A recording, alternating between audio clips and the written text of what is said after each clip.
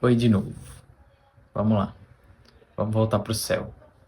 E aí eles olhavam pro céu, viam as estrelas errantes, que hoje em dia a gente entende que são os planetas, não são estrelas, mas que eles brilham porque recebem a luz do sol e refletem pra gente, certo? E aí eles estão lá, distantes e tudo mais, astronomicamente falando, são apenas planetas que giram em torno do sol. Mas voltando a falar, a astrologia vê o ser humano como centro do universo. Geocentrismo. Nós somos a Terra, nós somos Gaia, nós somos uma unidade junto de todo o planeta. E aí, uma grande observação que eles tinham dessas estrelas errantes era: existiam dois luminares que se destacavam muito fortemente para quem olhava para o céu, para quem olha para o céu, né? O Sol e a Lua.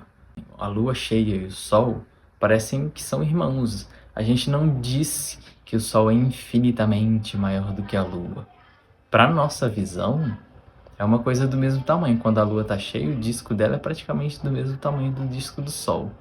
E o que que isso traz como simbolismo? Vamos lá. Primeiro, o que representa o Sol no meio disso tudo? Vamos chamar o Sol de espírito. Então o espírito está emanando luz o tempo todo pra gente, nos aquecendo, nos dando vida. O espírito, certo? E a lua, o que que a lua faz? Como que funciona a luz da lua? É uma luz pálida. O que significa essa luz pálida? Ela reflete a luz do sol, só que ela não aquece como a luz do sol. Porém, para poder a gente dar conta, no sentido simbólico, de lidar com esse espírito, a gente precisa passar pelo caminho da alma. E quem representa a alma no céu? A lua. O que eu quero dizer com isso?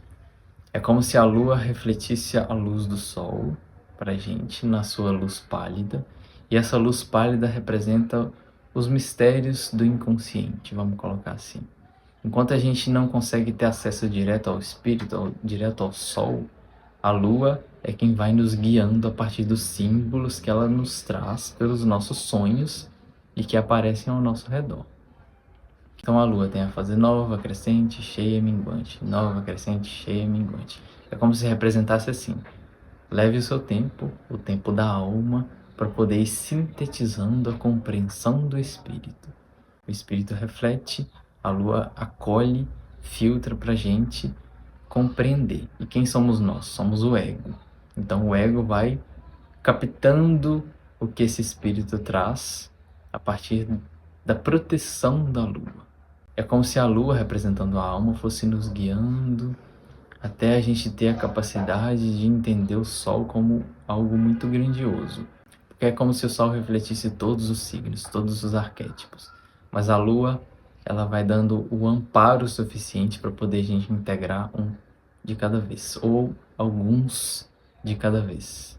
E aí uma outra forma de ver isso, a gente pode ver da seguinte forma: somos o ego, somos a criança que tem a proteção da mãe ali na nossa infância, que a mãe fica nos cercando, nos cuidando, nos dando o apoio necessário, mas em algum momento o pai nos tira dessa mãe. O que seria o pai nos tirar dessa mãe? É como se ele nos ajudasse a cortar o cordão psicológico com a mãe e nos apresentasse para um mundo lá fora. Então a gente vê o sol como o pai, a lua como a mãe. A lua vai protegendo enquanto deve proteger, cuidando enquanto deve cuidar, mostrando que a realidade não é só boa. E aí chega um momento que a gente consegue dar conta de lidar com o espírito. O pai, de alguma forma, representa aquele que nos leva para o mundo. Então, uma pessoa que não tem uma figura paterna ou que não desenvolve isso de alguma forma em si, é como se ela ficasse sempre no mundo da mãe, no mundo da lua.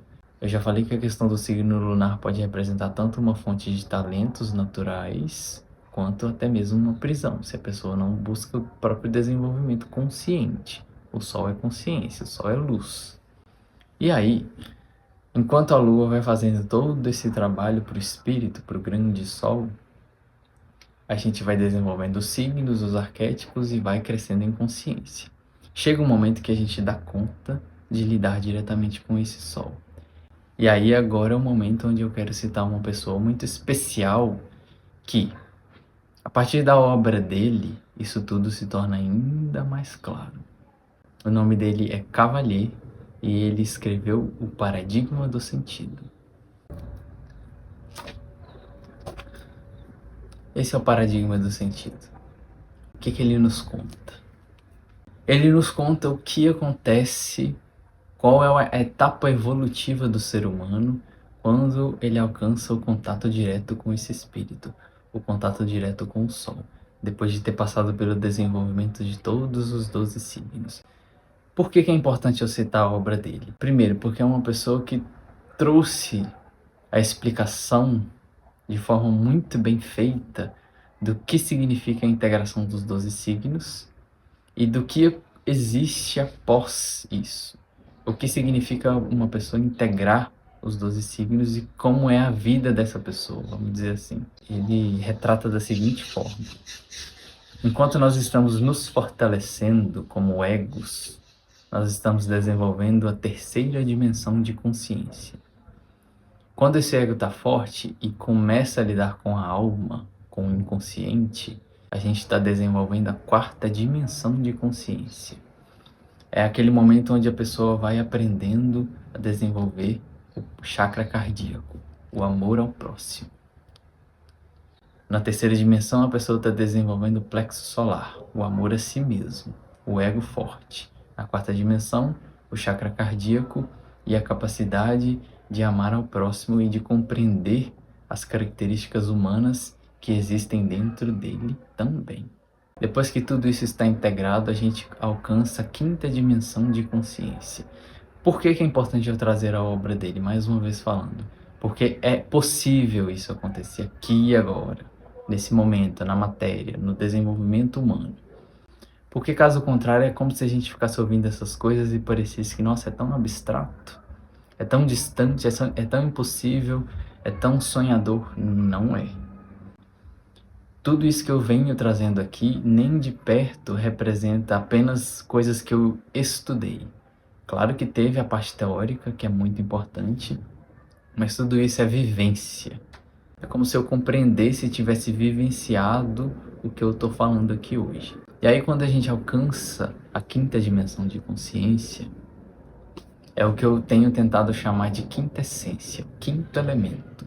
Então é possível alcançar o quinto elemento, a quinta dimensão de consciência, e não quer dizer que você vai sair desse plano aqui e ir para outro plano, não. Quer dizer que a sua consciência vai dar conta de assimilar a realidade de uma outra forma, e isso é precisamente bem explicado e elaborado no Paradigma do Sentido, escrito por Cavalier.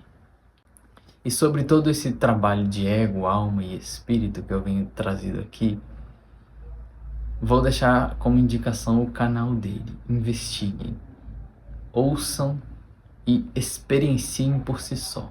Não precisa acreditar em mim e nem nele. Vivam tudo isso e observem que é real e que é possível.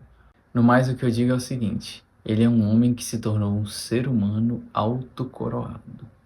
Ele construiu a própria realidade a partir de toda a experiência da psicologia junguiana, que tudo que o Jung traz tem um fundamento muito prático também, e aí ele traz o funcionamento da quinta dimensão de consciência a partir desse livro. Só que para poder a gente chegar lá, precisa de todo um trabalho com a alma, de todo um trabalho com a lua. Caso contrário, é como se a gente não fosse dar conta de lidar com todo o abismo e com toda a grandeza do espírito, com toda a grandeza do sol.